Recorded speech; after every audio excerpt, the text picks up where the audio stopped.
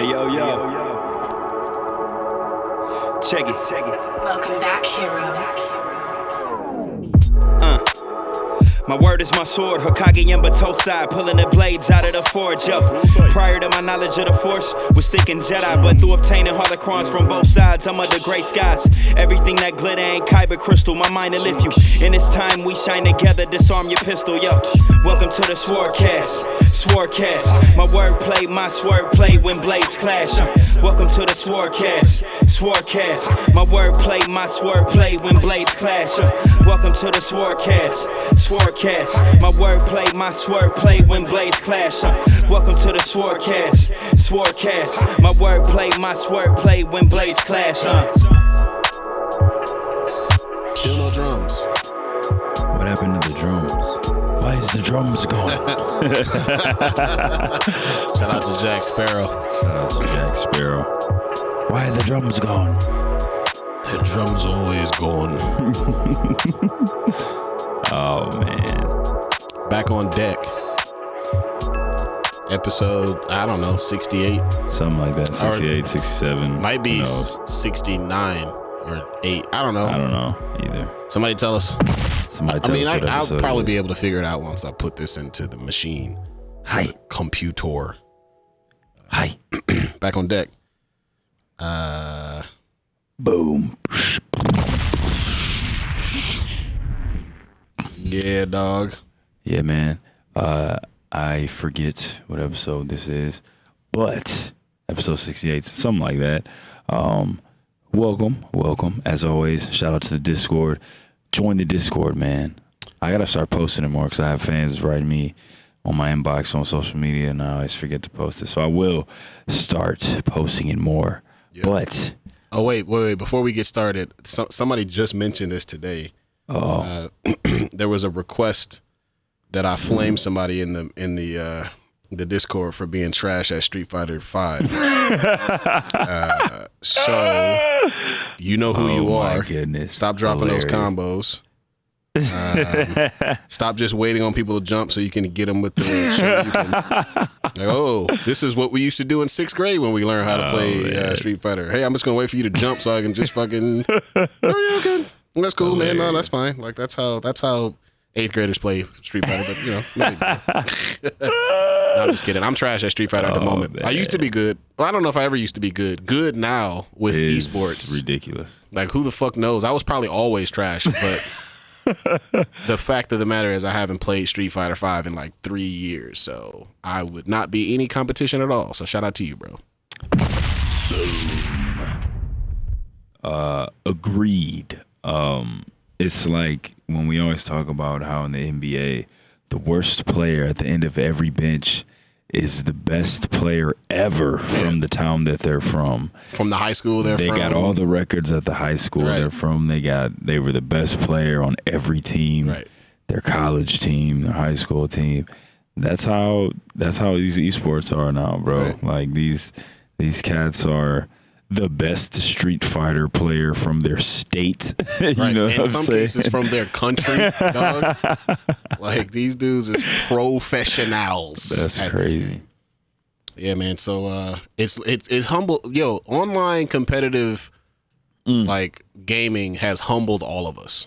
Yeah, I'll humble you real quick. The only bruh, as much as I play, like the only fighting game that I have played online and compete with like top tier players is probably Smash. Like I thought I was sweet at Tekken 7. I played it online, got smashed. Thought I was sweet at Dragon Ball FighterZ.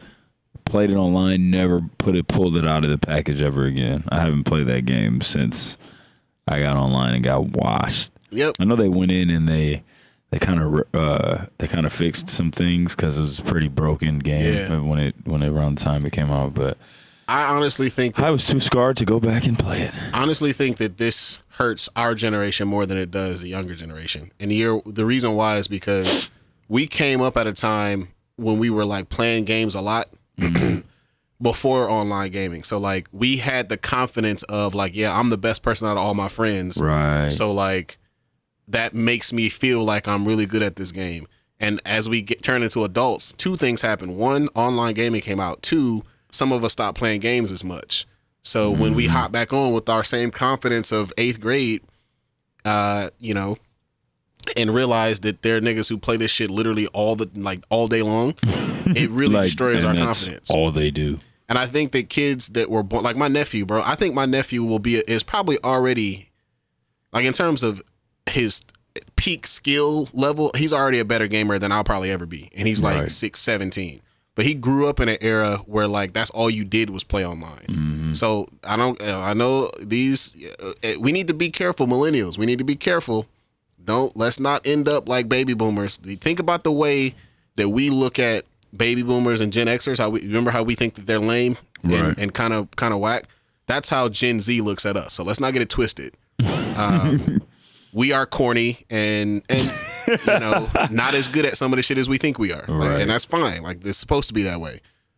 So like just let's be careful with this online gaming shit. Like unless you do this shit for real, you probably weak. You probably suck. Just keep it real. So with that said, what are you into currently, man, right now? Certainly not playing video games online, that's for sure. I've recently caught up on Attack on Titan, including the episode that dropped yesterday. Hey, dang. So you I was gonna say you dove into it. Heavy. Yeah, bro, I literally watched. 'Cause you were down season 3. I was down 2 whole seasons. I watched 2 whole seasons in like a weekend. Dang. Just absorbed it, just snorted it straight. And it was great, bro. Like I remember you and I talked both about talked about how season 3 started off pretty slow. Mm-hmm. And because it was sort of like a lot of information, a lot of like political. Well, season 2 was like super slow. That was like the world building season. Mm-hmm. And the political like landscape and everything. Then season 3 started slow, but it picked up. And then I haven't seen any of season 4 yet. The thing about Attack on Titan that I like, it's made me realize that I think this is what I like out of my anime. I'm fine because it doesn't have a ton. Like every episode doesn't have a fight, right? Mm-hmm. Like every episode, you go 2-3 episodes at a time without having any action, any real heavy action, right? But they build it up with really good storytelling, really good suspense. It's really high drama. And then when they do give you a fight scene, bro, that shit is epic, bro. Like they spent some money. Like so, light spoilers here. You seen the end of season 3, so that last battle when they had to beat the Colossal Titan and the Armored Titan. Yeah, that was a crazy. That whole sequence was crazy. And then like the drama at the end of like who do we use the serum on? Yeah. Is it gonna be the captain or is it gonna be Armin? Like, just really, I mean, it really reminded me of, and I've used this metaphor before, it reminded me of what a Game of Thrones anime could look like with that level of, like, high action. Not all the time, not every episode, but it builds up to a high like a really intense battle. And then like the fucking drama, bro, like every decision is a betrayal and a stab in the back, right. and every with realization, like crazy like weight bearing consequences, crazy ramifications, and like every piece of information you pick up is like a mind blowing kind of sweaty lore moment. Like I'm telling you, bro, do that. Call George R.R. Martin. Team him up with your favorite anime artist and director and get this shit. Give me the dude from Ninja Scroll if he's still doing stuff. That would be amazing. Yes. So yeah, that's what I've been into. Attack on Titan. Boom. Bro, the way that this is going, unless it drops the ball at the end, it's gonna work its way back into my top 10 of all time. So let's go. What about you? Yeah, bro, I actually randomly, I don't really know what made me do it, but I went back and rewatched season 5 of Samurai Jack. And that's the latest one? Yeah, it's so I still good. Actually haven't seen that. Yeah, check it out, bro. They did the season 5. It's so good. And I just went back and watched it, and now it made me want to go back and watch like more. I want to watch the whole show now from the beginning. But season 5 I think it's the best one. It's really dope. They kind of geared it more towards, people our age. So it's like dark. It's violent. It's got some It's more so for people our age. They put it on Adult Swim, so it's dope. But I mean, Samurai Jack just as a whole, the show is really good. Yeah. So I It's a think I want to go back and watch everything, and then other than that, man, I've just been training a lot. I'm about to do my first jiu-jitsu tournament ever in February, so I've been getting ready for that, and we'll see how that goes. But yeah, man. When is the tournament? It's in February. I think it's February 13th. So I've been I'm super sore right now. I've been training a lot, 3 days a week, sometimes twice on some of those days. So I'm getting ready for that. All right, you heard it here first. He's training for the Budokai. You're gonna see how this goes, man. Niggas about to be dropping the fucking weight vest off and shit. God damn it. So just, bro, I would love to hear that sound effect in real life, bro. Like in like a karate tournament, somebody get tagged with a clean ass roundhouse. Oh man. Hilarious. But yeah, man. Let's talk about WandaVision. Yeah. You know what I'm saying? Episode 3. Episode 3. I know that X-Men is super duper. Let's just X-Men's muse. That's your big time wheelhouse. Yeah. But episode 3. Okay, so here's just before my thoughts. Right, I am a little more now that I get I mean I already knew what the show was, right? But I am. Have you bought into the shtick? I'm not I get it, but I'm still not excited when I'm watching it. But all right, let me take my medicine. Yeah, but at the same time, I get it, and it's cool, it's dope. You know what I like about it, right, is it and if they do all the Marvel shows like this, I think it could be pretty dope. Looking at it as it almost plays like a comic run, like a mini series. Gotcha. However many episodes, say it's like an 8-issue run, right? And then it just it runs, and then when it's over, it's over. It doesn't have to be a season 2. It's just that's the comic run, by this author and this writer, this artist. You know what I mean? It kind of reminds me of that. So, just what'd you think of episode 3, man? Yeah, it was cool. I liked it. So here's what I think kind of all shows do this, and Marvel has been, Disney Plus has been really consistent with this. Also, look, man, Disney Plus, this is the thing that they're doing now, short episodes. Right. So kind of fuck that a little bit. I'm not going to be okay with that ever. I'm going to keep complaining about it. For sure. But outside of that, they do this thing where they'll drop 2 episodes to get you hooked, and then the third one is kind of all right. Now that y'all in, let us set the table a little bit more. Mm-hmm. Just kind of chill for a minute, and we'll get back to the shit later. But we need to do this stuff to set up the rest of it real quick. And it kind of felt like that again. It was a slower episode. I like the ads. I was just gonna say the thing about here's the thing. The thing that keeps me interested, because obviously you and I are. You a little bit more so than me, but obviously we're similar in that the action sequences are central in a lot of our taste. Mm-hmm.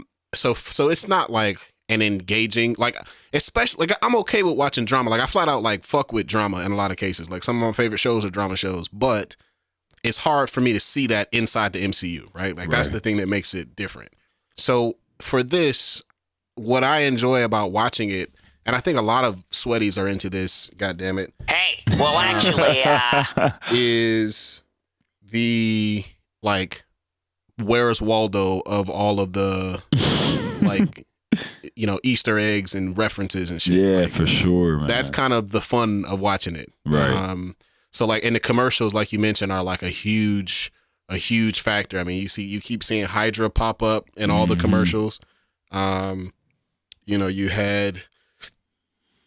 all these references to her kids. Now, I was wrong. I actually thought her kids were in the comic. I thought that they were a boy and a girl, but I was tripping. There's two boys.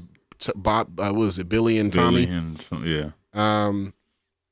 And all right, man. So I don't know if I mentioned this in the last episode, but here's what I think is going on. Here's what I think the main plot point is. Okay. So you got two big bads. Well, like a mid boss and a main boss. I think the mid boss, like we talked about last week, is the chick, the witch. Yeah, the witch. Agatha Harkness. I think that's played by the woman with the black hair whose name I can't remember. Mm-hmm. And so in the comic book, Mephisto, I mentioned that as being the big bad, right? The main big bad. Yeah. Mephisto. Part of the reason why House of M happened is that she had this breakdown once she realized that she kind of imagined her children, that they weren't like real, but what they were instead were two shards of Mephisto's soul. And I think that the reason why everybody's been kind of subconsciously pushing her in the direction of having kids is because they need her help, or Agatha needs her in some connection, some way, shape, or form, to do that in order to get the shards of Mephisto's soul to bring him to life, or to bring him into the picture, world, something like that. Yeah, so I think that's what we're going to get.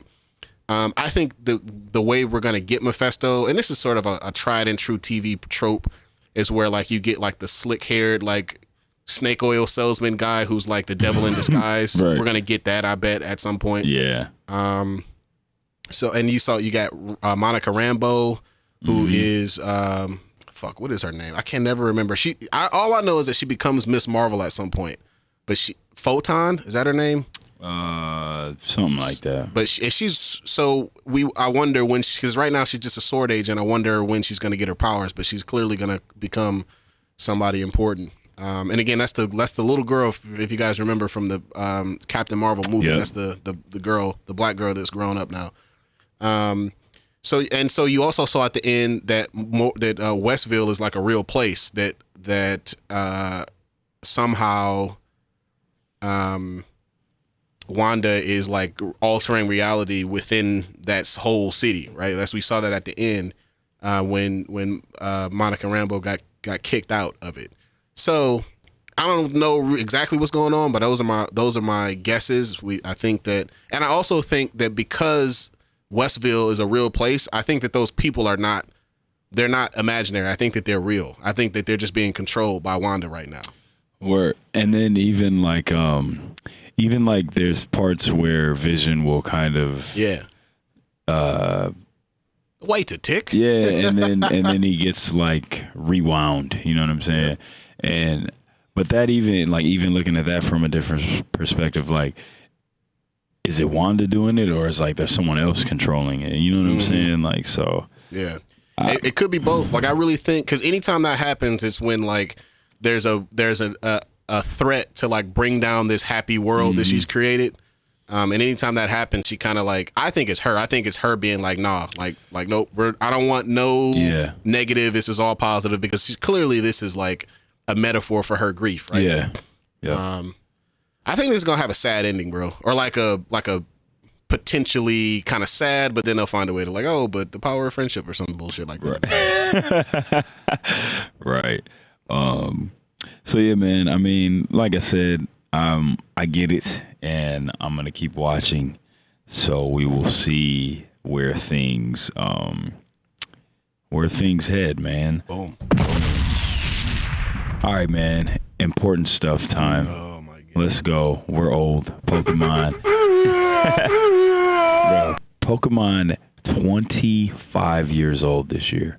You know what though? I feel old, but also, God damn it, I've been with you from the start. Let's from day go. one. This is what I'm saying? And that's what I was gonna say. Like, this is one thing that like we have been there for from jump. From jump, bro. I remember when that shit came out. Like, I've been through so many phases of Pokemon. Like, I've been when it first came out, and I was obsessed with it. And it was the cards, the games, the like TV show, the cartoon.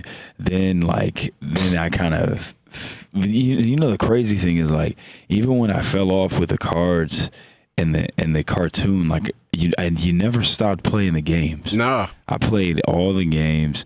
When I was in college and I was too cool for that shit, I had the emulator, so I just played that shit on my computer. Niggas wasn't looking like, like I've played every Pokemon game. Then I remember like going back and being curious about what I had missed in all the shows. So I was like watching the animes and stuff too. Like, so just us being around for the entire life of Pokemon, playing all the games, like obviously it's super fun, but like when you think about all the games that you've played, what Pokemon do you think? Because we went through it in like phases. Like we played it and it was fun, right? And it was sweet. Then you just wanted to beat it, right? Then then they came out. Then they came with the link cable, right? Then you could put the link cable between your Game Boy and your homie's Game Boy, and then you guys could battle each other. Then there was like the competition factor, and it was like, I just need some rare candies and I just need some level 100s and I'll be straight, right? Shit. Then like then after, the metagame right? came Then out, after that, there was like all this metadata and there's like all this strategy and there's like these. You gotta breed these certain ways. You gotta understand the IV and the EV ratings. Hey. Well, actually, like you gotta have the proper nature that will give them the best advantage to their skill set that they're born with. Like there's such a science to Pokemon now, and it's really cruel if you think about it. You just tossing out like it's like the leftovers and shit. Like you check your Pokedex and your Pokemon box and you just have entire little pages of ones that you're not using because you're trying to breed a good one. Right. It's like in 300 where they just chuck the deformed ones off a fucking cliff and shit. Bro, it's crazy. And so, with all that information at hand now, like what specific Pokemon do you think that you have just put the most work into, like in your lifetime as a Pokemon fan and player? It's a good question. There are a couple that come to mind. So it's because before you answer, like it's not just there's so much stuff, bro. Like so you got to be out here. You want to try to get the max IV rating, right? So that means you're trying to get the absolute best of the best in every category. So there's that, but then there's also like you trying to get a nature that you want, or there's you trying to get you might have to do some type of weird breeding in order to get them a move that they will only have if they're born with it. You know what I'm saying? Yeah. Like there's a lot to it, man. So I'm going to answer this question in two different ways. Because the way you just described it. The fuck Pokemon.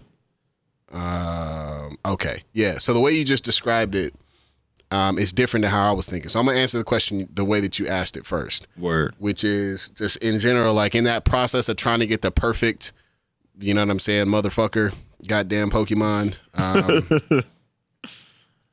And once I learned about all the breeding techniques, it was without question toxicity. Word. Okay. Because what I was trying to do, because this is a Pokemon that was released in what was the one that just came out, Sun and Moon? Or Sword and Shield. Yeah. So he has two forms based on his nature. So there's like a amped up version. He's like, it's kind of a dope Pokemon design. Because he's a frog, but he's like a rock star frog. He looks sweet. He looks sweet as hell, man. So he has like an amped up version and like a quote unquote low key version. Word. And he has different stats. So I was trying to get close to perfect EVs with an amped up version of him. So like the stats are already like the percentages are already like super low. And then there's also the added factor of him either being amped up or like either turned up or turned down, however they describe it, which is totally random. So like I literally spent like a week trying to get this nigga right, which was not fun. I'll admit. It was during that time where I was kind of confessing to Nav that I'm like, bro, like I think I'm a mad scientist now. Like, I've become one of them niggas that we used to make fun of a little bit. Oh man. So that took a long time. So it was definitely without question. That's the one Pokemon that I spent the single most amount of time on in a given with a given goal. Now, the way that I thought you were answering the question, and I'm curious because I want to know your answer for this too. Where, if we're assuming like a singular like canon from the first time you played a Pokemon game until now, like what's the one Pokemon that you like always tried to make sure if he was available that he was on your team that you work with for the longest? Yeah. So for me, that's a dope. There's a couple that come to mind. Everybody thinks the answer is going to be Charizard, and it's close. Charizard was definitely my starter, and if there's a Charizard available, I always will get him. The thing about Charizard is that he's a starter Pokemon, and as you know, starter Pokemon are hard as fuck to get if you don't start with them. Yeah. It's like always like in game shit. You know what I'm saying? So there are a couple of Pokemon who they were always available that I always tried to roll with in my squad. There's three, and but the leader is in the clubhouse by himself by a long shot. So there's Ghastly to end up as Gengar. There's Abra to end up as Alakazam. But the one that I spent almost every single game, because he's always available, that I always got to have on my squad, and he always is like a key player, like not just a nigga on the bench. Like I'm talking about like your starting power forward. It's definitely Gyarados, bro. No doubt, bro. Gyarados, because you can count on, bro. Gyarados is fucking I love Gyarados. Kind of good and consistent old Tim Duncan ass. God damn it. Like, he's old mad serviceable. You already know what you're going to get at that nigga, bro. Like, he kid come in and give you some good minutes, man. Gets you 20 and 15 rebounds, a couple of blocks. Word. Don't ask him to play. There's not a whole lot of stamina, but he'll get you what you need to get him. Especially if you get one with really good IVs. Yeah. Gyarados almost always like not quite top tier, but like in the like A tier. He's definitely the guy for me. What about you? Both questions. Oh man, so probably the one that I put the most time like in the lab with would definitely be Hitmontop. Oh yeah. Like I love Hitmontop, but just the way that you have to get one in oh my god, it's difficult, and it's always been like that. Yeah. Like it's right up until it was kind of random for a long time until you kind of figured out what control you had. Figured out because I would never get one, and then you find out that what you have to do is you have to like breed a Hitmonlee or a Hitmonchan with a Ditto, but you gotta and then you gotta get a what's his name? Tyro. You gotta get a Tyrog, I think, the little baby one. Then you gotta get Tyrog, and then you gotta raise him so his like attack and defense are the same. Yep. You know what I'm saying? They can't be, if one's higher, I think if his attack's higher, he'll be a Hitmonlee. If his defense is higher, he'll be a Hitmonchan. So you got to sit there and monitor his, you know what I'm saying? Yep. His attack and defense, and make sure that when you raise it, they're even, and then when it evolves, it'll be Hitmontop if they're all even. Yep.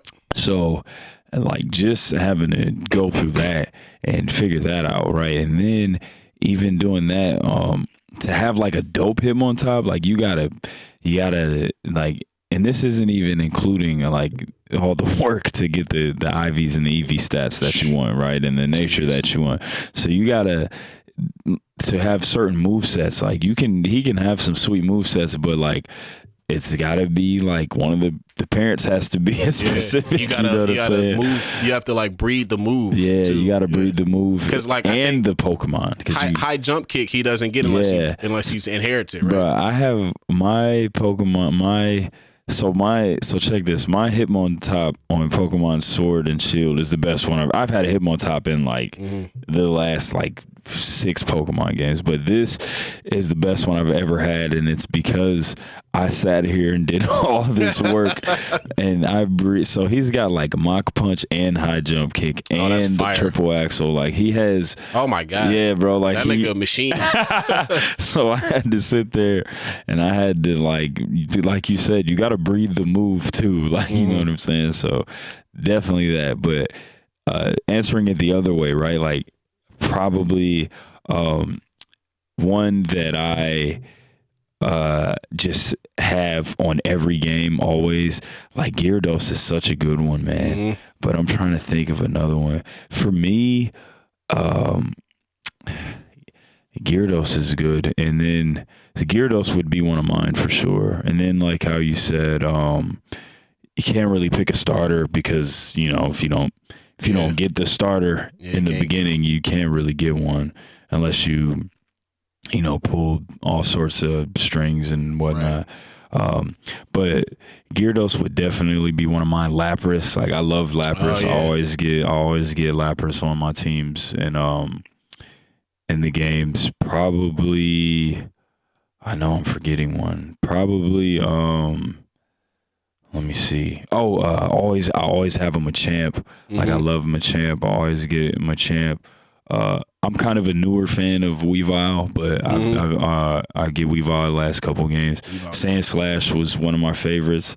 I used to always make sure I had a Sandshoe or a Sandslash. So there's a lot of sweet ones, man. But those are some of the ones that like throughout the past years I've always made sure I had a sweet one of those on like every game. For sure. So you mentioned the move tutor. There's one. This is like a really sweaty. Hey, well, actually, since I'm a Charizard trainer, God damn it, there is a really sweaty version, a really sweaty Charizard move pool that is kind of rare. It's kind of hard to get, but because Charizard has a lot of weaknesses, it was really pissed me off. Like he's a fucking dragon, but as the meta kind of improved, they realized that Charizard is really, really weak to rock type. He's quadruple weak to rock because he's double weak to both of his types, flying and fire, both have major weaknesses to rock. Right. So that's the reason why if you pick Charizard, or if you pick Charmander in the first game, it's basically playing it on hard because like rock is gonna fucking the first lay you out, bro. It's no question. So, anyways. To overcome that rock sort of weakness, and he's already fast as fuck too, right? So off top. Mm-hmm. So there's a special breed of Charizard you can do if you breed him with a Snorlax that knows the move Belly Drum. If you know Belly Drum, you can breed what's called a Bellyzard, nigga. Bellyzard got Belly Drum. Oh my gosh. Fly, Earthquake, and whatever else. So here's what you do. That's wild. You need to have a high defensive Charizard because you're gonna have to tank at least one move. But because if you do Belly Drum, that move is like doing Sword Dance 4 times in a row. It's like it maxes out your attack, but it sacrifices half your HP. Yeah. But if you can pull it off, and you got a fast enough Charizard, you are rolling through it don't matter, nigga. It don't matter who comes out next, dog. You are rolling through the entire squad, bro. One hit kill after one hit kill after one hit kill. Again, it's risky. It's a gamble, but if you can pull it off, it's over with. Right. See, I always I play the long game. Like I always have a lot of priority moves, a lot of Mienshao. Man, I love Mienshao too. Mienshao's so fast, and Mienshao has I can't remember the name, but it's the move where Calm Mind. No, it's the move where you attack first and then you just leave. You know what I'm saying? Faint punch or like I can't remember. Fake out or something. Yeah, I know the fake one you're talking out. about. I think it's fake. So I just you bitch! You motherfucker, get out of here! You wouldn't know a lot. I know people get so mad at that because my Mienshao's so fast that when it comes back in, it gets first attack. Right? Little motherfucker, what? It's another move like and that. then it's just like and then leaves again. So my I can't even, bro. My Dragon Ghost. I can't even. I think it's like Dragapult. He got the dopest. Sweet, man. He got the dopest nickname ever that I don't even. I nicknamed him Deathlock, so I don't even know what his real name is. But I taught him U-turn. which is the book version of the same thing. I think that's what I'm talking about. Yeah, U-Turn. Bro, he's almost like... U-Turn is sweet. Bro, Dragon Ball's so cold that it's almost cheap. It's almost cheap, bro. This nigga is super broken, but hey, man, that's my guy. That's one of my favorite Pokemon on top. Right. So I think that's the name of the movie. Well, Pokemon Sweaty Hey, here. well, actually, we got kind of activated We did, Pokemon. I'm looking in Discord and they're suggesting top fives. I'm gonna just copy them all. We'll start using them over time. But these joints are hilarious. Some of these are really good. All right. So moving on, man. Keep it moving. Yo, so give me an anime that you checked out based on something that you saw out of context. Bro, all right, bro. As soon as I saw this on the show notes, I immediately was like, bro, I got the answer, nigga. Gintama, and here's why. So Gintama is it's interesting because it's like a parody anime, but it's also like sweet. It's also dope, right? Yeah. It's got Gintama's Gintoki is a dog ass swordsman. He's like one of the best, maybe top 10 swordsmen in all of anime. Mm-hmm. He's 100%. Yeah, no, he's cool. He's like a fucking goofball. He's kind of like One Punch Man-ish a little bit. Yeah. Kind of like, oh, whatever. I'm just kind of, but I'm cold at the same time. Right. So there was this one episode. I still haven't found this episode. So it actually might not be from Gintama in case somebody. hey, well, actually, It's not for whatever, but it led me to Gintama is the point. Oh man. There was this episode. There was this GIF that I saw on Facebook, where this is the thing that I love the most about anime is like the exaggerated depictions of normal ass situations. Always. To me, that's like to me, that's like one of anime's greatest. That's why Food Wars is so dope, God, and that's why. I mean, well, yeah, go ahead. Right. So that's one of my favorite. I think that's one of anime's greatest strengths. So there was a situation here where somebody got mad at this guy, and he was standing in front of this temple, as like a monk or something, and somebody kicked a can at him, right? Which is kind of like, hey, whatever, fuck you. Right. And it like, he kicked it so hard that it hit my man in the head. And like, they do this ridiculous, exaggerated animation where like they show a close up on him and his eyes get all big, like, and, like the can is like stuck in his head. And then there's like they just draw this like anime, like lightning bolt that goes like straight out the back of his head. And it zooms out and you just see like the whole planet.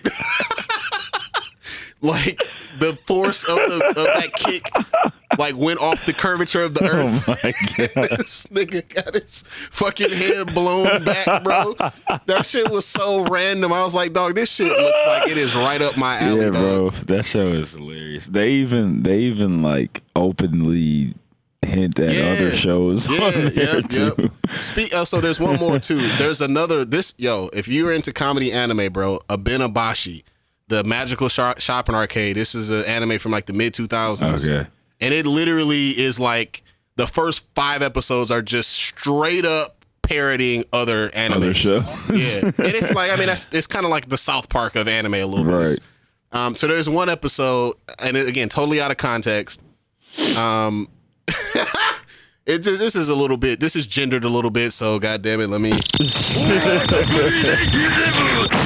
It plays on the stereotype that women talk a lot, which is, as if you are a fan of the SwordCast, you know that men talk just as much, if not more. But in this particular instance, the young man and his like sister got together with all of his sister's friends, and they were all talking, and he was kind of like the fifth wheel, just kind of sitting there by himself. Word. So like they all start talking like a lot. And he's sitting there and he like kind of like anime melts and like fucking like dies, like his eyes like sink in and he fucking turns into like a skeleton. And then you see like the animation of how they described the girls talking was literally just a hurricane. It was a literal hurricane, bro. You just saw fucking an actual tornado and just mouths everywhere, bro. That shit had me dying, dog. That's funny.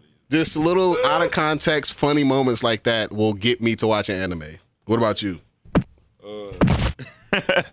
That's hilarious. So me, an anime that I checked out because it's something I saw out of context.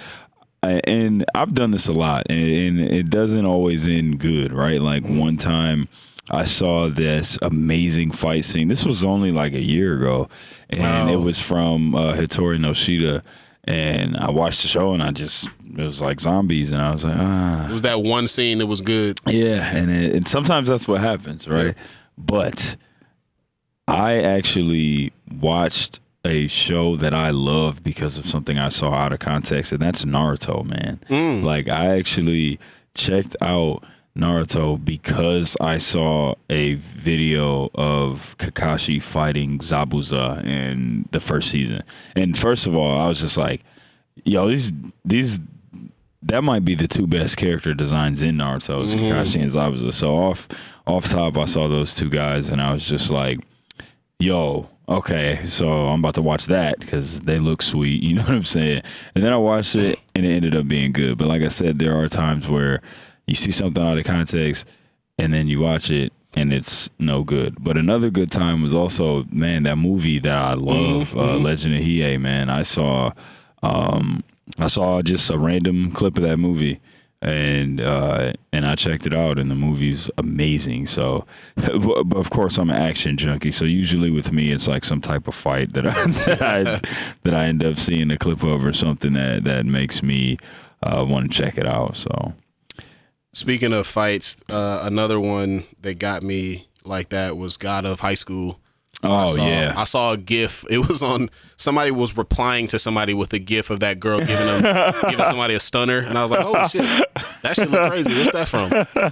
And like the chain of comments, the chain of comments had nothing to do with the actual comment. It was like, wait, what is that GIF from?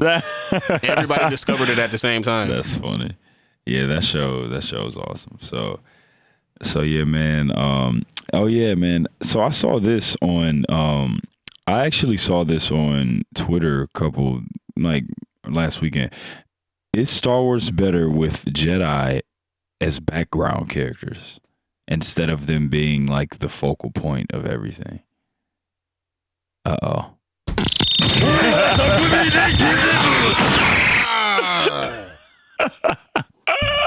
No. Oh my God. And here's why. Because y'all niggas won't give us a black lead or brown or some person of color as the lead goddamn Jedi. Nah, fuck that. We not about to stop doing Jedi stuff when it's time for black and brown folks to be in the lead. That's the whole, I don't care what kind of Mandalorian, what kind of whatever you do, the holy grail of Star Trek or Star Wars, goddamn it. Hey, well, actually, will always be the Jedi, right? So it ain't real. It's not real. The diversity, the representation will have not come true until y'all give me a movie, a series with a black Jedi, a black Jedi that is the focal point of the show, who is the movie. Main character, bro. 100%, bro. So I don't care what anybody says. They dangled Finn in front of us. I don't even. It's making me. Because the more I think about that, the more it makes me mad. Like, it really makes me The Force upset. Awakens, and I like Rey, but like, stop, because I'm gonna stop liking this shit after a while. Bro, you know what I'm saying? Because it's like fake. It was fake diversity. Like, here's everything teased it, bro. Fuck. Even John Boyega was disappointed about that shit, man. You know that nigga. Yeah, he's mad about it. He talks about it all the time. He's a real Star Wars fan too. Like, don't play with that nigga's emotions like that. So no, bro. No, I don't care. I know the Mandalorian is fantastic. We love it. But we're not about to stop going. We're not about to stop doing Jedi stuff because y'all niggas got mad because y'all put and again, white women. shout out to women. But if what you're gonna do, this is one of my most famous. If all of your representation, your LGBTQ, your lead characters, your neurodiverse characters, if they're all still white, then it ain't real. Fake. It ain't real. It's surface scratching. Right. That's the bare minimum, bro. Like, absolute stop. Bare minimum. I ain't shout out to women, and shout out to white women who, with respect, have their own issues that they got to deal with white men in terms of sexism. But that's too safe. That's not enough. Like, the Hollywood is too comfortable with putting a white, and it's always a stick blonde white woman who's like classically beautiful, right? Like, go get me, fine. If you want to do that, go get me a big old beat your ass, goddamn MMA, someone with the physique, except just don't be Ronda Rousey or the other chick, or the one who plays Cara Dune. Yeah, I don't know, because they turned out to be. Actually, let's just stay away from MMA people in general, because we're developing a trend here where I think the niggas just all like Trump. Like, I think that's like part of the culture. Kinda. Yeah, it is. So actually, no. But no, I mean, so can it be good? Yes, but no, I don't think so. Like, the Jedi, if you do it well and you like stop ham-fisting and making stupid, like, you know, if you just make it good, then yes, it'll be fucking good. What's the problem? It's no big deal. Facts. I agree, man. Like you said it, 100%. I agree. Stop giving us fake diversity, man. Yep. All right, man. Let's get into this. Oh yeah, we got a quick music question. All right. Here we go. Last time we talked, we've been talking about some stories, good ones, bad ones. Give me a time in your music career where you wanted to quit, where you was just like, all right, yeah, man, you know, I'm good. So I told part of one moment where I felt like that for an instant was that story where I said that my computer just died and I couldn't get it to work, and I was kind of like, I failed. But in the car, I was like, all right, nah, this will never happen again. I'm about to step my shit up, like, and it was good. A moment where I thought I wanted to quit was not because music had gotten hard. It was because I had just got caught up with other shit. Like, during that time where I was working in the industrial, what was the nickname I was giving it? I want to avoid saying the name of the company, but I was working in the slave camp of corporate America. Right. And the nigga was making a little bit of money, goddammit. Hero was making close to six figures. And for 1 year, I flat out hit six figures. Right. And I'm like, and for a fleeting moment, bro, I was in downtown Detroit, man. I walked past, they had like this little bar. I'm going to give it away. People are going to know what the fuck I'm talking about. There was like a bar outside, and it was like a bar. They created a beach, and there was a bar there. I don't even drink, but even I was like, yo, that's fucking cool, man. Right.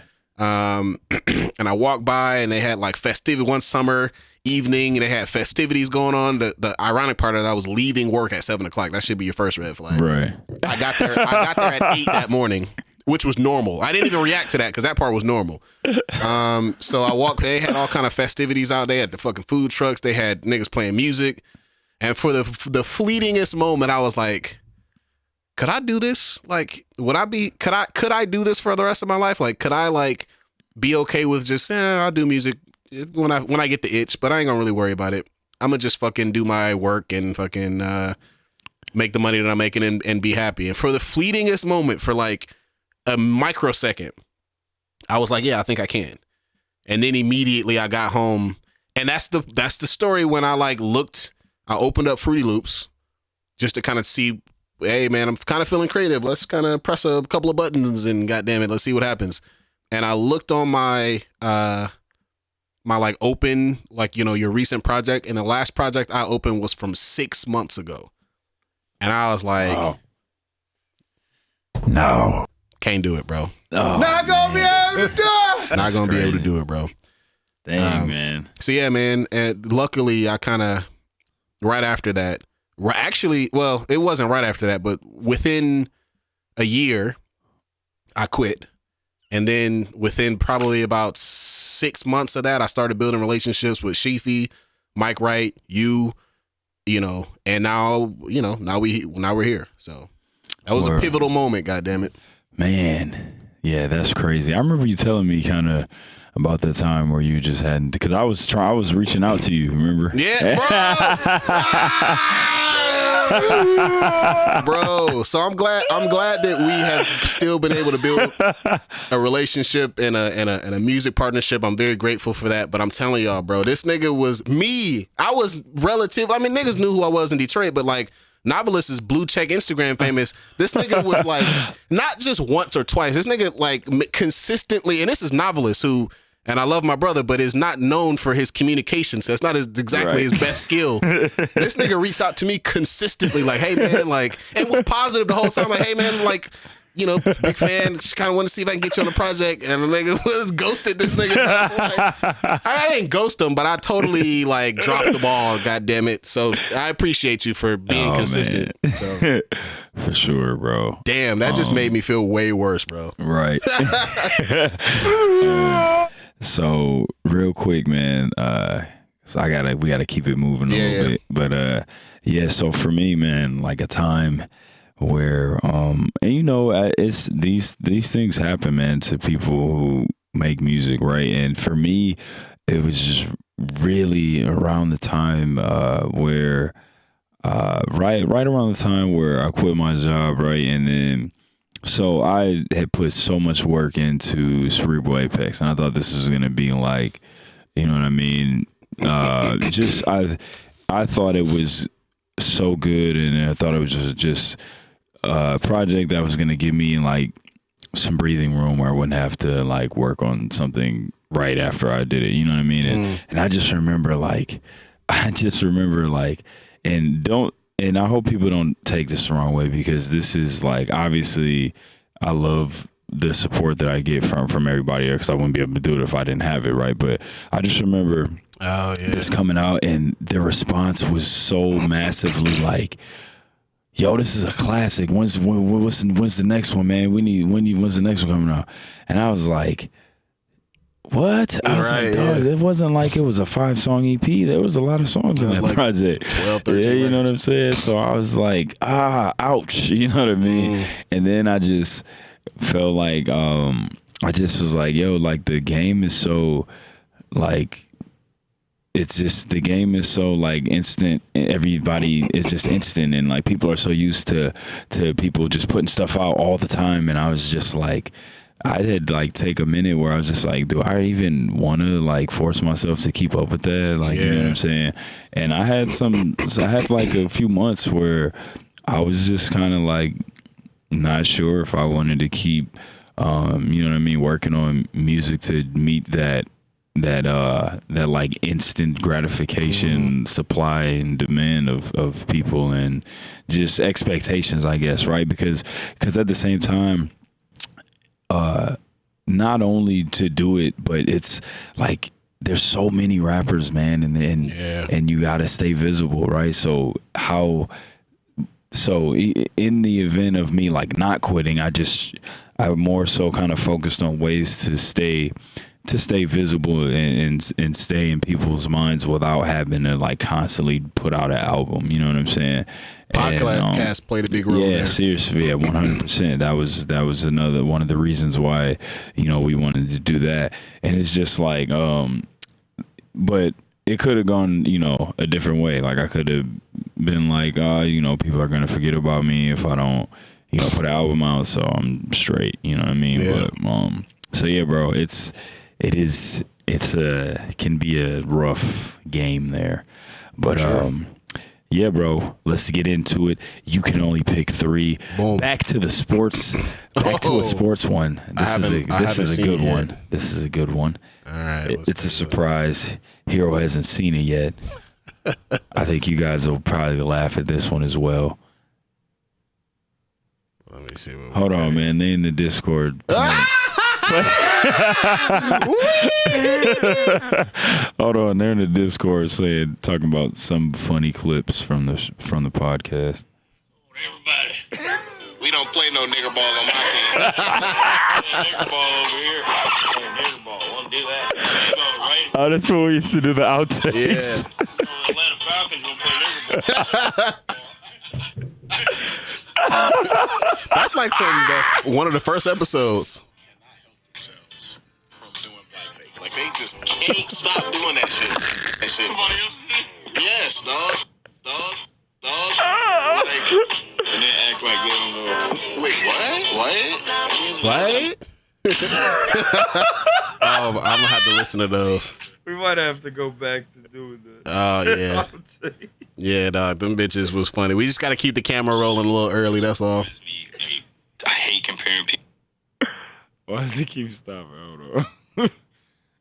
Super impressive. Reminds me, I hate comparing people to previous wrestlers. I don't like doing that too much. But Chad Gable definitely reminds me a lot of like a young Scott Steiner and Kurt Angle. He's very... Because he's got that combination of speed and strength in a small and package. His suplex game is unbelievable. He's one of those guys that has like those really clean bridging German suplexes and just... Are we allowed to talk about Chris Benoit? Oh, shit. I mean, because he murdered his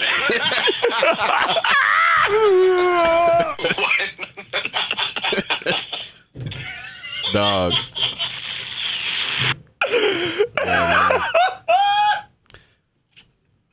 I mean, I just needed to know, bro, because there's a really big elephant in the room. Like, this nigga committed like a triple murder homicide. Oh my God. Triple murder suicide, dog. Like, we gonna talk about that or nah?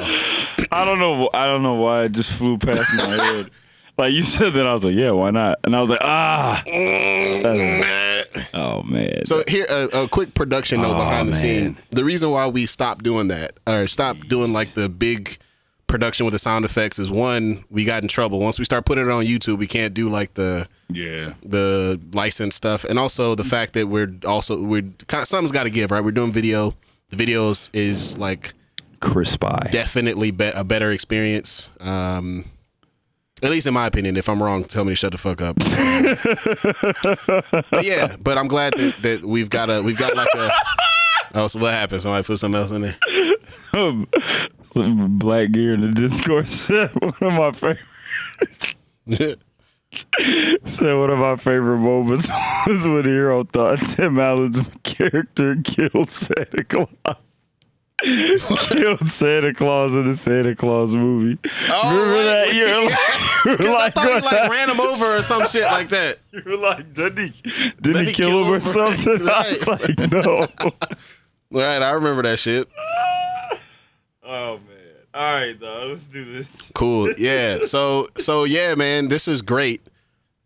We've got you can only pick 3 of posters. Holy crap. So we got a bunch here. So, and this was, I didn't like, there's no specific here. I just thought of some sweet ones and looked them up. Yeah, word up. So we got, the first one is one of the greatest displays of athleticism ever with Vince Carter dunked over the dude in the Olympics. I used to know that guy. I used to know that guy's name. That's how much of a moment that was. Is the guy who got dunked on. I used to know his name, but I don't now, so maybe it wasn't that bad. And then we got, is this that's Shaq, or is that who's the second Number one? 2, that's Vince Carter on Alonzo Mourning. It's a different angle. Yeah. Oh that's my Vince God. on Alonzo Mourning. Holy shit.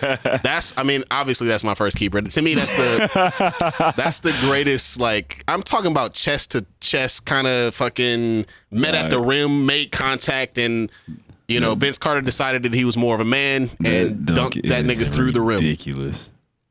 The next one, this one used to hurt me a little bit, but now that I see how this ended, I can see the funny side here. Like, this dunk not only escorted Brandon Knight off the Pistons, it also dunked him out the whole league. He's never played basketball. He's the same age as Kyrie Irving. He's actually a year younger than Kyrie Irving. Oh my goodness. And doesn't play professional basketball in the NBA anymore because he got weak. He was he was good as a freshman or as a rookie. Right. Wow. And he had a couple of good seasons in Milwaukee. He had a damn near all-star season in where was that? The Phoenix Suns. But he could never recover from this shit, bro. He got crossed over by Kyrie, got crossed out his shoes. In an all-star game. In an all-star game, got dunked through the floor by DeAndre Jordan, one of the worst posters ever. I think it is the worst one ever. He died. He literally never recovered, bro. He got wing chunged by Ron Artest. Did you remember when he got into kind of a fight with, like, a little scuffle with Ron Artest? Ron Artest straight put him in the fucking jong, bro. Like, he cuffed that nigga, like, move out the way. And you already, Ron Artest is crazy. I'm sure he didn't do it on purpose. Oh, bro. Well, for the interest of time, we'll look at it later. But yeah. Then we got Blake Griffin dunking Kendrick Perkins out of the league. That's probably gonna be my second keeper. Oh my goodness. I mean, that was our kind of introduction to Blake Griffin. My friend Gary, shout out to Gary Greenlee. Do you see it? Are you watching it? I'm about to watch it right now. That nigga put some some sticky hands on that nigga. Watch out, little fella. Move. Wait till they show the replay. And then we got Derrick Rose putting the helmet on Goran Dragic. Shout out to Chris for that poetic description. You see?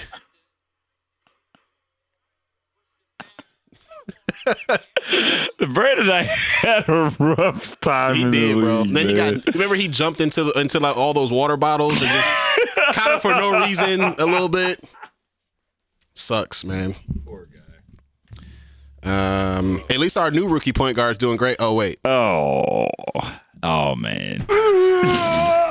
I'm sorry, Killian. You wasn't ready yet. You wasn't ready yet, son. I'm sorry. It was my fault. I wanted you out there. You clearly wasn't ready. Your body wasn't ready. You broke your fucking hip off trying to. He'll be all right though. Good news. Won't need surgery. He should recover. That's good. So he'll be fine. Then we got okay. So that's a different Doug. I thought that's LeBron on Isaiah Thomas, or is that on Jason Terry? Yeah, that's the one where D Wade throws the oop and they just embarrass Jason Terry. Oh my goodness. Ridiculous. Yeah, he died as well. Yep, he got dunked into basketball purgatory. So, and then I'm gonna skip down to Scottie Pippen on Patrick Ewing. That was a good dunk. I'm not a big I don't know, man.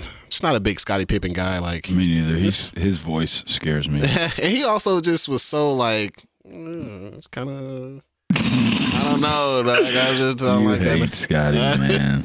He was kind of okay. a punk, man. Man, they get migraine. Nah. I feel Nigga, you, Joe bro. D was busting your ass. That's why. Mark Aguirre, nigga, Adrian Dantley was busting. Actually, let me not hate. Adrian Dantley, one of the best scorers ever, but he's still Adrian Dantley. And you supposed to be new athlete Scottie Pippen, and they was busting your shit. Hey, man. You hate Scotty. I'm not a big fan. All right, so the last two, these are going to be the ones that I have to choose between. We got Kobe literally Introducing Dwight Howard. literally putting his nuts in his mouth. Like, I mean, wow. Shout out to baby Dwight Howard. He did what he's supposed to do. He tried to take the charge, but he forgot that was Kobe. It's not going to matter. They got really bad poster there. Man. And then we got your boy, Baron Davis. On Andre Karolinko. Absolutely letting an atomic bomb off on Andre Karolinko. And I think it's gonna have to be that one, bro. Like, Hey. I mean, and then like the crowd made it so much better. Bro, yes, the crowd meter. And this was the series where they came back from, or they won. Well, they actually lost. This was the series after that one though. So the fans were already hyped into it. Crazy. Yep. Crazy. So yeah, my top three are going to be, man. I think that was the first home game after they won that Dallas series. So the fans were like going nuts. Yeah. Okay. That's crazy that I'm leaving out. That I'm gonna have to go and not do Vince, but I'm gonna go this Vince. I like this Vince more. So Vince on Alonzo Mourning, Blake. Rest in peace to Blake Griffin's knees, bro. I mean, watching him play now is so hard to look at. I know, man. I'm sorry, He's Blake. Stretch. You don't deserve what we did to you in this city. I'm so sorry. Blake on Kendrick Perkins, and then Baron Davis on Andre Karolinko. Boom. Like it. All right, man. Let's go. First, we got the Olympic best feat of athleticism ever. Vince jumping over a 7-footer. Jumping over a 7-footer. The next one, bro, Vince on Alonzo Mourning, which until some of this Blake Griffin stuff happened, like I thought this was the best in-game dunk ever. Just if you watch the whole play sequence, it's just like the ball gets like tipped and it's like a loose ball. Vince goes and gets it, does like this little behind the back dribble, and then he just takes off. Dog. And Alonzo Mourning, who's one of the best shot blockers ever, they jump at the same time. Their bodies hit in the air, and then for some reason, Vince Carter just keeps going. He just keeps going up. And then he cocks it back to his shoe. Right. And then bangs it on Lonzo Mourning. The thing that makes it even better is that this wasn't even like a fast break, bro. No, that's what I'm saying. This happened in half court. And like not even in the half court. The whole play took place in like the paint. Yeah. He had like a 3-foot head start. That was it. Nuts. A 3-step run, and not a one dribble running start. Dog. It was nuts. Ridiculous. That's one of my favorite dunks of all time. That's my first keeper, no doubt. Then DeAndre Jordan off the lob from CP3, just ending the life of Brandon Knight. He fell down. He fell flat on his back from in the air. But this one, the Blake on Kendrick Perkins, this is gonna be my second keeper, and I love this dunk because I was a big Clipper fan at this time when they had Chris Paul and I watched this live team. Too. And I was watching this live, dog, and then I freaked out over this dunk and rewound it like 50 times. Yeah. Nasty. Hey, and it was an and one. It was an and one too. He's currently getting shots in the neck right now. It was so perfect. Like it was off the pick and roll. Chris Paul threw that sweet bounce pass, and then Blake like caught the ball. Yeah. Did you notice that? That play is nuts. Yeah. That's my second keeper. Then he actually does this a few times. He does it to Timothy Mozgov off that spin move. Yeah.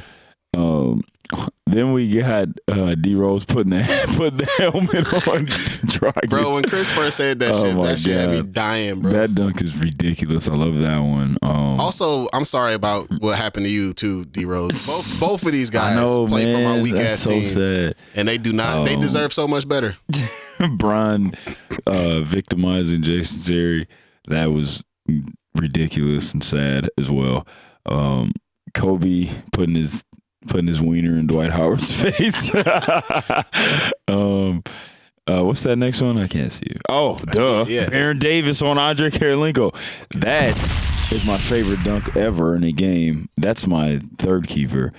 And then Scottie Pippen, some guy dunking on Patrick Ewing. So that's my three keepers, man. I think we had the same one. I think we did too, but I do got to give a super honorable mention to DeAndre Jordan on Brandon Knight and D Rose putting the helmet on. I love both those dunks. All right, man. We got to do this top five quick. Yep. So I gotta go coach my young boys. Hey, man. Everybody says I'm an action junkie. Everybody says if it doesn't have air combos, a novelist ain't watching it. Top 5 non-action anime. Let's go. Look, okay. Let's go. Okay. What are yours? All right. I mean, mine was pretty easy. Look, man, I enjoy a nice little fantasy story. I enjoy an adventure. I enjoy some love. I enjoy friendship. I enjoy friendship. I enjoy cooking. Hey. I enjoy sports. I enjoy all these things. I'm not an action junkie, okay? Y'all got any more of them fight scenes? All right, man. So the first one, in the interest of time, I'll post this video later. But there's an anime called Kids on the Slope. Okay. It's by the same person who did. I think it's by the same guy who did Shampoo and Cowboy Bebop. I didn't know that. And it's about Shinshiro Watanabe. Yeah. Whatever. I think he's attached to it somehow. Okay. But it's about jazz. It's about jazz in the 50s in Japan. About how, like, when jazz got first introduced to Japan in, like, the 50s and 60s. And it's really dope. I mean, obviously musical. It's, like, legit. Like, there's real jazz in it. It's really dope. Mm-hmm. Sounds amazing. The thing that sold me on it is there's a scene, you want to talk about black music, and I'll post this later. There's a scene in this anime. One of the tenets of black music is swing, syncopation, right? If you're from Detroit, if you're a fan of Jay Dilla, the difference between Pete Rock and Jay Dilla, right? Like Pete Rock is dope, like New York, everything is like boom, boom, bap, like right on the money.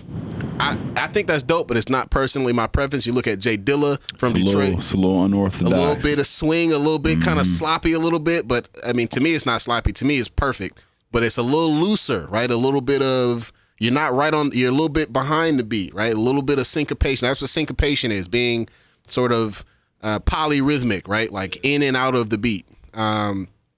Flying Lotus, another person really good at that. Obviously, I try to do that in my beats as well. Elijah Day, vibe sounds, right? Like this is a sort of a Midwest Detroit kind of thing, which to me, in LA, they do a lot in LA as well. So to me, that's really dope. In Kids on the Slope, there's a scene where they're trying to teach this girl how to sing. Well, we were just listening to it. These are some of my favorite things. And he is trying to teach her syncopation, and she just does not understand. And that show does a better job explaining what syncopation is without even saying anything, just by demonstrating it in the scene than anything I've ever seen. So y'all should check that out. That's my number 5, Kids on the Slope. Number 4, and this has potential to rise even higher, but one of my favorite new animes has got to be Dr. Stone. Let's go. My boy Senku. Bro, Senku is one of my top 5. I think he might have made it into my top 5 in terms of best anime protagonist ever. I mean, kind of a crazy mad scientist, a little bit kind of ridiculous. But like this nigga kept count of like 2 million years of being asleep, and just counted the seconds. That's some superhuman shit. It's impressive. Number 3, gonna go with Kuroko no Basuke. I was gonna go with Slam Dunk here because Slam Dunk is a classic. It's a classic. I mean, it is. And in terms of like the polish and the sheen, like you can't. In terms of like the story, like I'm like, hey, the feel good and the camaraderie, like that's better than Slam Dunk. But in terms of like the crossing niggas over and the dunking on cats and the shooting the bloody cash from 94 feet, nigga, it's obviously better in Kuroko no Basuke. Akihiro no Sora, or Hiro no Sora is pretty good too, but Kuroko is definitely Dragon Ball Z with basketball, and I'm here for it. Number 2, these were easy, bro. My number 2 gotta go with Death Note. I'm talking about one of... I still gotta finish Death Note. One of the greatest character like dichotomies ever between Light and L. Nigga, man, them niggas was scheming, dog. I gotta finish. So show, good, man. so good. And then finally, my number 1. This should go without saying. I Will Die on This Hill, becoming one of the great animes of all time, like without any sort of like, filter or any sort of like, the best anime about this, or nigga, fuck it, one of the best animes ever, fucking Food Wars, bro. It's so good, man. Fuck, I can't remember. Yukihiro Soma, one of the greatest characters ever. I mean, thank you for finally giving us a shonen main character who is a dog up top, like off top. This nigga is already sweet. He's already sweet, and that we just literally talked about that earlier. Yeah. Like, no, man, like okay, it goes two ways, right? Sometimes it's like the guy who's randomly the chosen one, and he's like more powerful than everybody, and it's like 1 in a million chance, or it's like. There's the character who's the main character, and you have to wait so long for him to be sweet, and only to find out that he was the chosen one all along. You know what I'm saying? This kind of undermines all the work that he did. Nah, Soma is cold because that nigga. But while y'all was all picking your noses and reading your cooking books, this nigga was in the lab. Was in the lab with his pops. In the lab. He was a line chef when he was like 5. Come on, man, let's go. Nigga put in the hours. That's why he's good, right? Like, and then you got like the main. It's almost like the trope of the main, like the chosen one is sort of the girl whose name I can never remember. And she's like got the quote unquote God tongue. That just means that like she just understands taste and like just magically fucking who cares? I don't know why. But Yukihiro Soma is the one to put in the work. He's the one who be in the lab late, who was raised on this shit. So for it. I really, really feel like that's one of the best animes ever. So my top 5: Kids on the Slope, Dr. Stone, Kuroko no Basuke, Death Note, and Food Wars. Oh. All right, man. Let's go. You guys think I'm an action junkie? Okay. I am, but still. Yeah. All right, real quick before I do mine, quick honorable mention. The only reason I love this show, but I have not every show in here either I have some movies on here too, but everything on here I've either seen all of it or I've seen like most of it, right? So the only reason I can't put Dr. Stone on here is because I haven't seen enough of it. But I love the show though. I did start watching it and I've watched a few episodes, so I like that show a lot. Hold on, so I'm not gonna name it because I'm sure it's gonna be on your list. I'm holding a honorable mention that I forgot that I will name once you go. Okay. Bet. All right, let's go. My number 5, Kuroko no Basket. When I used to try to put like my homies that hoop on anime, like I would always tell them to watch this. I would say, if you're trying to get into it, like watch a sports anime, bro. Like watch Kuroko no Basket. Like it's, like you said, it's the Dragon Ball of sports. Like, you know what I'm saying? Like it's these cats get they're sweet. The animation is crispy. So like crispy. it's dope, man. Like if you're an athlete and you want to get into anime, like definitely watch this. What's the newer basketball show? Ahira no Sora. Yeah, how is that? It's good. It's more character driven. Right. The hooping it's more like Slam Dunk in terms of the hooping is more realistic. More realistic. See, you want to see some crazy, like exaggerated cats shooting threes from half and making every single one bloody cash. Dog, come on, man. That show is dope. So I think people, if you're an athlete and you want to watch some anime and you never have, definitely watch Kuroko no Basket. My number 4. Let's go. My Neighbor Totoro, man. Hey.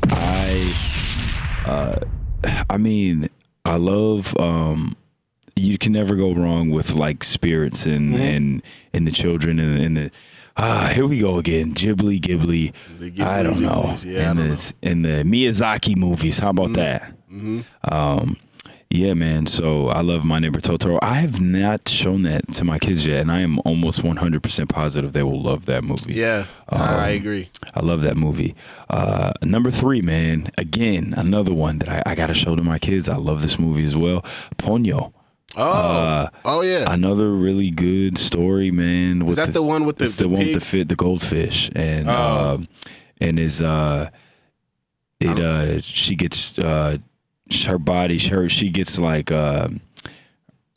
gets like transformed into like a human, and she meets this little boy and they become really good friends. I don't know that one. I mean, I know what you're talking about, but I haven't seen it. It's such a cute movie. I got to show it to my kids as well. Love it. It's really good. It's another just feel good. Like it's a really cute movie. I love it, man. It's dope. So Ponyo number 3. Coming in at number 2, I'm going Food Wars. Boom. Yukihiro Soma. Look, when I was cooking, I was watching Food Wars all the time because I hated cooking so much. I was good at it though. And just watching Food Wars was just something that made me feel like my job was cool. You know what I'm saying? Sure. Like, so I loved it, man. I watched that show a lot when I was a chef. Yeah, I'm not much of a cook. I'll leave that to you and Aaron. But when I was watching it, it made me feel like, oh, this shit. Dope. It was dope, and it was dope, and it was also just Food Wars reminds me of Gurren Lagann because just in the sense that everything in that show that doesn't necessarily have to be crazy and big is because it's anime. You know what I'm saying? Like everything, like they do it. It's just big. Everything's big, and it's like just how Kuroko no Basket is like the Dragon Ball of like basketball. Like this is it's like that. Have you ever seen what's that other show? It's about, I can't remember it. It's a shonen. It's about he's like, it's like the world is separated into like the culinary world and like the human world, and like they gotta like go into the culinary world, and there's like all these beasts and monsters and you know what I'm talking about? I haven't watched it, but I know what you're talking about. I can't remember what it's called, but and he's like built and he got blue hair, I think. Yeah. I can't remember the name. I want to watch that. I've never watched it either. That's why I was asking about that. But yeah, Food Wars. My number 1 though, Spirited Away, man. I love Spirited Away. My daughter loves Spirited Away. That movie's awesome. And I mean, again, spirits, man. Like you can never go wrong with spirits and like a little fantasy adventure. And Haku, man, one of the sweetest characters in a non-action anime that I can, that's one of my favorites off the top of my head. Haku's the dragon who was the boy who saves Chihiro, and he ended up being the water spirit that saved her when she drowned when she was younger. So I love Spirited Away too, man. Beautiful animation, just a great movie. So that's my top 5 non-action anime. Kotoko no Basket at number 5, number 4, My Neighbor Totoro number 3, Ponyo number 2, Food Wars at number 1, Spirited Away. So a lot of Studio Ghibli on here. Ghibli. So I actually thought the honorable mention that I thought you were either gonna do one of two, either Princess Mononoke, that was gonna be one of my. You already know that would have been my number 1. I just didn't include it because I feel like it's got some action in it, so I didn't want. Okay, so that explains the one that I was sure you were gonna put, but you probably think the same thing would be Gurren Lagann. Yep, and same thing. I think Gurren Lagann's got too much action in it. Man, I was trying to keep it like literally no punches because thrown at all. even like I was even thinking of Nausicaa Valley of the Wind. Yeah, I love that movie, but there's there's some action in that movie. Bro, funny ass little quick story about Nausicaa and the Valley of the Wind. When I was discovering Miyazaki my freshman year of college, I had this moment where I would always right in between my 2 classes, I would go get some General Tso's chicken from the neighborhood Chinese food spot and watch it with a Coke. I always had a Coke and watch Nausicaa the Valley do. I did it for every day for a month. I love that movie. It's really good. That movie's awesome. But yeah, for sure, if Princess Mononoke didn't have action in it, I would have included that. That's one of my favorite movies ever. I love that movie. But yeah, man, that's it. Boom. Yeah, man, I gotta bounce. I gotta go coach my youngins. Shout out to the young dogs with the anime plays. Shout out to the young dogs with the anime plays. Let's go. We got a play called Amaterasu. We got a play called Jedi. We got a play called Avenger. Strong. Being a nerd. Hey man, check you gotta do. Welcome What you back, gotta do. hero. All right, y'all. Peace. My word is my sword, Hokage Tosai, pulling the blades out of the forge, yo. Prior to my knowledge of the Force, was thinking Jedi, but through obtaining holocrons from both sides, I'm under gray skies. Everything that glitter ain't kyber crystal, my mind will lift you. In this time we shine together, disarm your pistol, yo.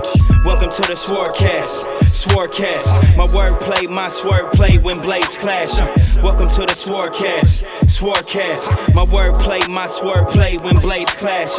Welcome to the SwordCast, my wordplay, my swordplay when blades clash.